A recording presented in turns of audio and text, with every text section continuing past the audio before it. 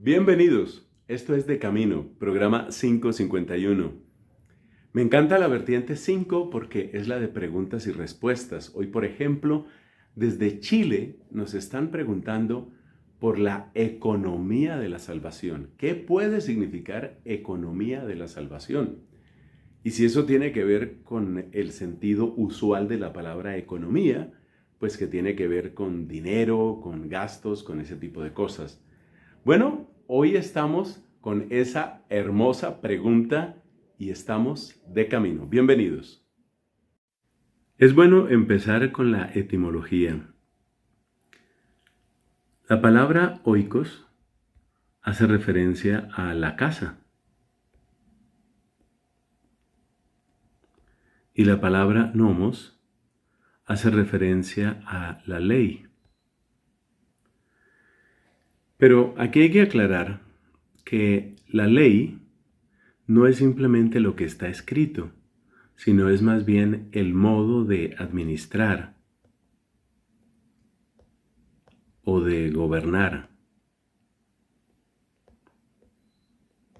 Podríamos decir que una ley escrita es algo así como una manera de condensar un estilo de administración o de gobierno. No todas las leyes están escritas, por eso se habla también del derecho de costumbre, el derecho consuetudinario. Bueno, entonces tenemos en la etimología la casa y la ley entendida como modo de administrar o gobernar. Entonces podemos deducir que oikos nomos básicamente se refiere a la administración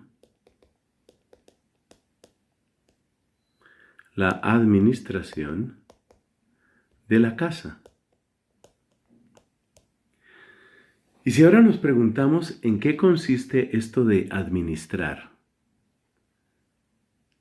pues típicamente lo encontramos en la economía de toda la vida, la economía que tiene que ver con el dinero, que tiene que ver con los recursos. Esa palabra, sobre todo esa palabra nos va a servir mucho, la palabra recursos. Si lo analizamos, la buena administración tiene en cuenta tres factores. Hay unos recursos que no son infinitos, entonces aquí ponemos recursos que no son infinitos. Hay unas personas que son destinatarios de esos recursos y hay unas condiciones, sobre todo unas condiciones de tiempo.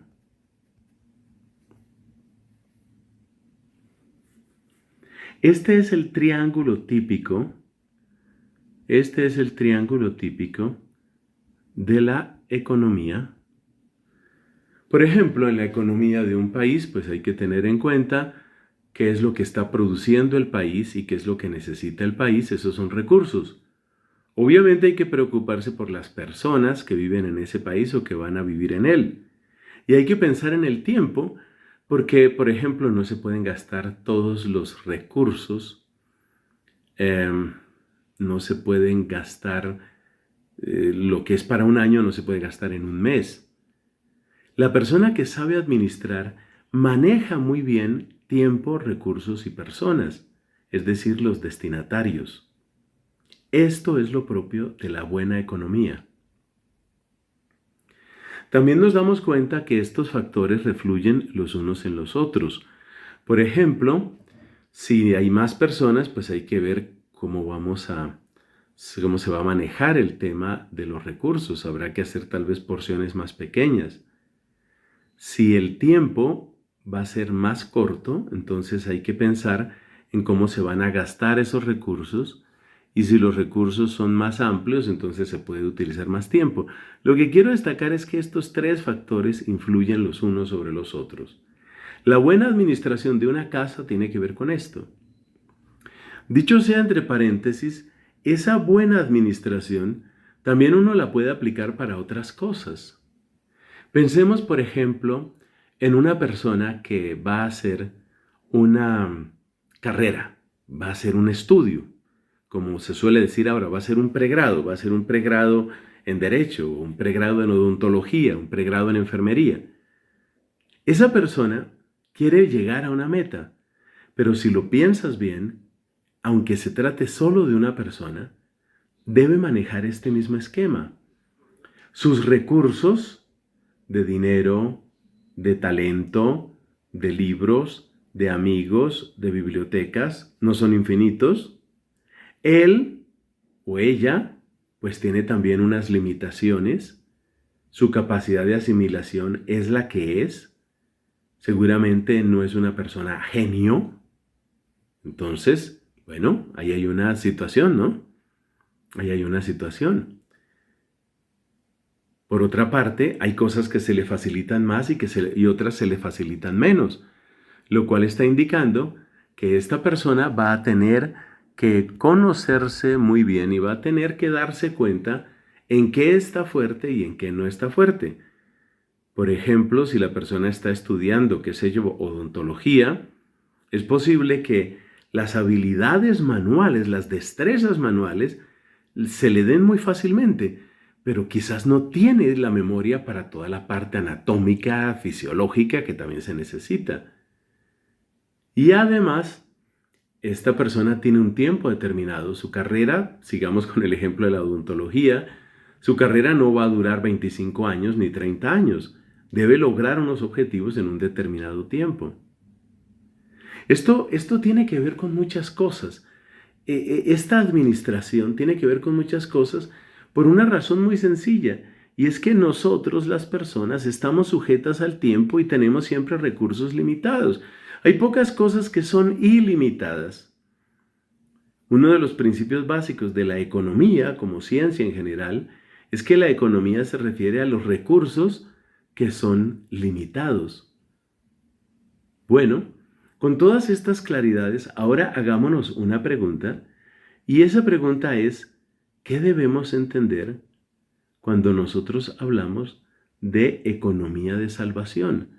Entonces nos preguntamos, ¿qué podría ser economía de salvación? Así como aquella persona tiene un proyecto y su proyecto es lograr un título, ¿cierto? Y después seguramente una especialización. La persona quiere lograr ese título. Pues Dios tenía un proyecto también. Aquí entra Dios. Dios como gran administrador. Esto me fascina a mí. Esto me fascina.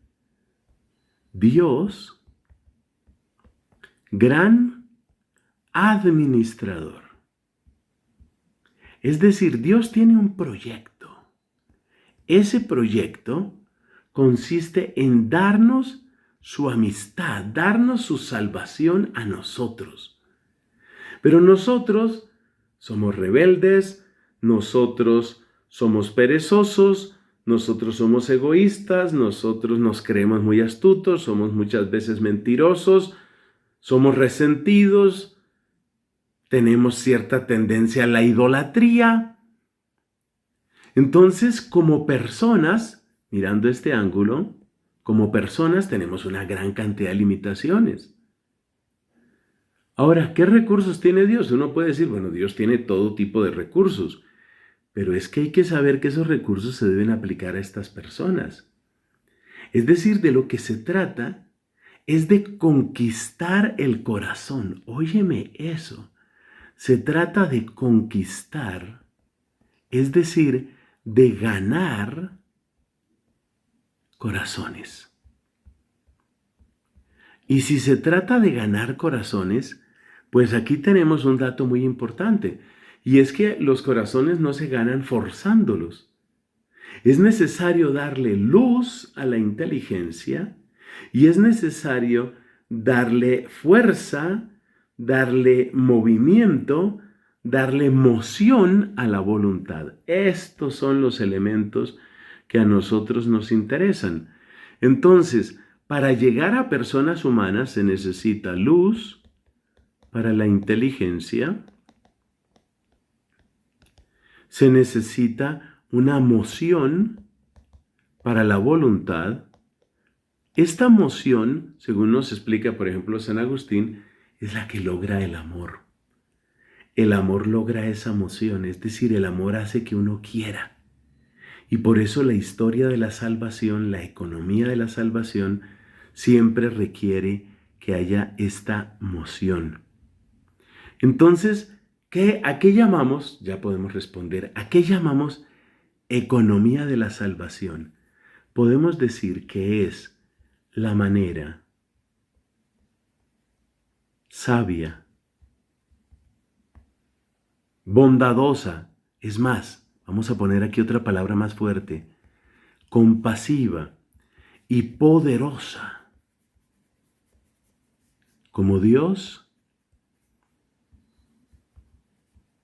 otorgó poco a poco. Esto es propio de toda administración. Poco a poco, la salvación. Eso es lo que nosotros entendemos por economía de la salvación. ¿Y dónde la descubrimos? Pues la descubrimos, la descubrimos ante todo en la Sagrada Escritura. Entonces, ¿dónde le dio Dios? ¿Dónde otorgó Dios esa luz? ¿Dónde la dio? Pues por ejemplo a través de Moisés, a través de los profetas. ¿Dónde otorgó esa moción? Hombre, con cada acto de salvación, con las muestras de su paciencia, con las bondades, con la prosperidad que les otorgó.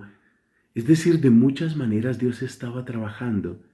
Es como un edificio que tiene sus bases y que se va levantando poco a poco, poco a poco.